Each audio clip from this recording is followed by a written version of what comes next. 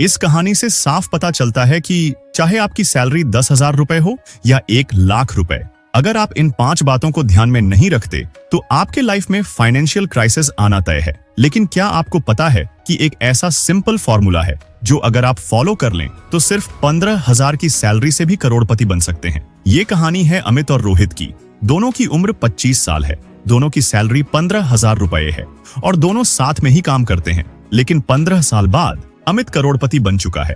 उसके पास अपना घर है, गाड़ी है और पैसों की कोई टेंशन नहीं है। और वहीं रोहित आज भी ईएमआई में फंसा हुआ है। सैलरी आते ही खत्म हो जाती है और उसे लगता है कि लाइफ में कोई सेविंग नहीं हो सकती। आखिर ऐसा क्यों हुआ? क्या अमित के पास कोई सीक्रेट या जादू था? असल में अमित ने एक सिंपल फॉर्मूला अपनाया जिसे 70-30-20 रूल कहते हैं। और इस वीडियो में मैं आपको बताने वाला हूं कि कैसे सिर्फ 15,000 रुपए की सैलरी से भी आप करोड़पति बन सकते हैं। लेकिन याद रखिए दोस्तों, अगर आपने इस वीडियो को बीच में छोड़ा तो आप शायद जिंदगी भर फाइनेंशियल स्ट्रगल करते रहेंगे। और अगर आप भी रोहित के जैसे इन 5 गलतियों को दोहराते रहेंगे तो शायद आपकी भी हालत 5 से 10 साल बाद रोहित जैसे हो सकती है। इसलिए वीडियो को ध्यान से देखिए और सभी स्टेप को फॉलो कीजिए। Step number 1। सबसे बड़ा सवाल, ये रूल आखिर है क्या? मान लीजिए आपकी सैलरी 15,000 रुपए है तो इसे 3 हिस्सों में बांटना होगा। पहला, अपने सैलरी के 70% पैसा अपने जरूरी खर्चों के लिए रखो। इसी में आपका मोबाइल रिचार्ज, बिल्स, दाल चावल और भी कई सारे जरूरी खर्चे इन्हीं 70% पैसों से करना है। यानी कि आपके 15,000 रुपए के 70% होगा 10,500 रुपए। उसके बाद दूसरा 20% पैसा यानी सैलरी से 3,000 रुपए को इन्वेस्टमेंट के लिए रखो। चाहे आप स्टॉक्स, म्यूचुअल फंड, ETF में लगाओ या फिर एक साथ पैसे इकट्ठे करके रियल स्टेट या लमसम इन्वेस्टमेंट भी कर सकते हैं। उसके बाद तीसरा 10% पैसा किसी इमरजेंसी या इसी को आप बैंक में सेविंग के रूप में रख सकते हैं। इस प्रकार से स्मार्ट स्ट्रेटजी से आपका खर्चे भी अच्छे से मेंटेन रहेगा और आप फ्यूचर के लिए इन्वेस्टमेंट भी करेंगे। और अगर आपको किसी भी प्रकार की इमरजेंसी सिचुएशन में पैसों की जरूरत पड़ते हैं तो उसके लिए भी आपके पास इमरजेंसी फंड के रूप में रहेंगे और आपके लिए थोड़ी सेविंग्स भी हो जाएंगे। वैसे अब चाहे आपकी सैलरी कितनी भी हो, आप इस प्रकार से अपने पैसे को प्लान कर सकते हैं। अब आप सोच रहे होंगे कि 3,000 रुपए की इन्वेस्टमेंट से भला करोड़पति कैसे बन सकते हैं?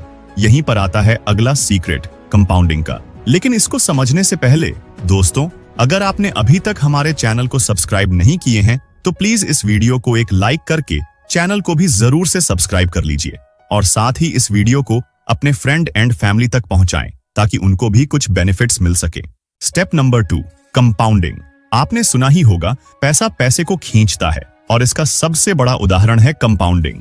मान लीजिए अमित ने 4,500 रुपए हर महीने SIP में इन्वेस्ट किया जिस पर उसे 12% का एवरेज रिटर्न मिला। तो 10 साल में उनको 11 लाख रुपए का एस्टीमेट रिटर्न्स मिलेगा और 20 साल में उनके इन्वेस्टमेंट वैल्यू हो जाएगी 40 लाख रुपए। और वहीं अगर कैसे भी करके 35 साल तक अपने इन्वेस्टमेंट को कंटिन्यू कर लेते हैं तो एवरेज 12% रिटर्न रेट पर उनके इन्वेस्टमेंट की वैल्यू 2 करोड़ से भी ऊपर का होगा। अब आपको लग सकता है कि ये तो बहुत लंबा टाइम है, लेकिन एक और शॉकिंग फैक्ट बताता हूँ। अगर अमित ने ये इन्वेस्टमेंट सिर्फ 5 साल देरी से शुरू की होती, यानी 30 साल की उम्र में, तो उसे सीधे 1,50,00,000 का नुकसान होता। कहने का मतलब है कि आप जितनी जल्दी शुरू करेंगे उतना ही ज्यादा फायदा होगा, चाहे आप कम पैसों से ही शुरुआत क्यों ना करो। अब सवाल ये है कि अगर निवेश इतना जरूरी है तो लोग पैसा क्यों नहीं बचाते? स्टेप 3 से आप अपने खर्चों को सही से मैनेज करना सीख जाएंगे। स्टेप नंबर 3, खर्चों पर कंट्रोल करना सीखो। क्या आप भी बिना सोचे समझे पैसा उड़ा रहे हैं? यही गलती रोहित कर रहा था। उसकी भी सैलरी 15,000 रुपए थी, लेकिन सैलरी आते ही खर्च हो जाती थी। EMI, पार्टी, महंगे फोन, ब्रांडेड कपड़े और महीने के आखिरी हफ्ते में हालत खराब। अब सोचिए, क्या आप भी यही कर रहे हैं? आपको एक सिंपल फॉर्मूला अपनाना होगा, नीड्स और वांट्स। नीड्स मतलब जरूरी खर्च और वांट्स मतलब मन की खुशी या शौक के लिए खर्च। आप जो 70% पैसा अपने सैलरी से खर्चों के लिए निकाल रहे हैं उसमें से आपको 60 से 70% पैसा अपने जरूरी खर्चों के लिए निकालना है और बचे 40 से 30% पैसा अपने शौक के चीजों को खरीदने के लिए निकाल सकते हैं। इससे आपका जरूरी चीजें भी मिल जाएगी और आपका शौक भी पूरे होते जाएंगे।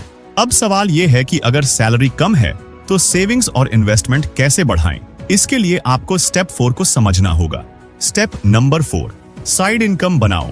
क्या आपको पता है कि दुनिया के 90% करोड़पतियों की सिर्फ एक इनकम सोर्स नहीं होती? सिर्फ सैलरी पर निर्भर रहना बेवकूफी है। सोचिए, अगर आप अपनी इनकम 15,000 रुपए से 50,000 रुपए कर लें, तो क्या आपका करोड़पति बनने का सफर तेज नहीं होगा? तो साइड इनकम जरूरी है। क्या आप जानते हैं कि बिना जॉब छोड़े भी आप 10,000 से 20,000 रुपए एक्स्ट्रा कमा सकते हैं?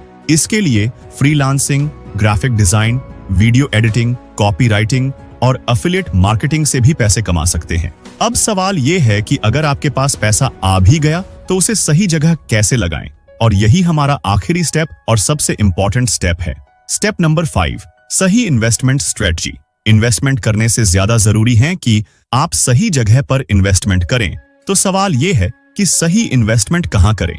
आज के जमाने में आप इन जगहों पर इन्वेस्टमेंट कर सकते हैं। पहला, म्यूचुअल फंड्स SIP, दूसरा स्टॉक्स और तीसरा रियल एस्टेट। और इनके साथ ही आप हेडिंग के लिए गोल्ड या डिजिटल गोल्ड में भी इन्वेस्टमेंट कर सकते हैं। याद रखें, आपका पैसा बैंक में पड़ा रहेगा तो सिर्फ 3 से 4% ग्रो करेगा, लेकिन सही जगह इन्वेस्ट करेंगे तो करोड़ों में बदल सकता है। अब सबसे बड़ा सवाल, क्या आप करोड़पति बनने के लिए अपना पहला कदम उठाने वाले हैं या सिर्फ सोचते ही रहेंगे? अब आपके पास पूरा करोड़पति बनने का फॉर्मूला है, लेकिन इस वीडियो को देखने से कुछ नहीं होगा। एक्शन लेना जरूरी है। इसलिए कमेंट में आई एम रेडी लिखकर भेजें, ताकि मुझे भी पता चले कि कौन कौन नई शुरुआत करना चाहते हैं। और अगर आपको ये वीडियो पसंद आई तो इसे लाइक करें और सब्सक्राइब करना न भूलें। जय हिंद।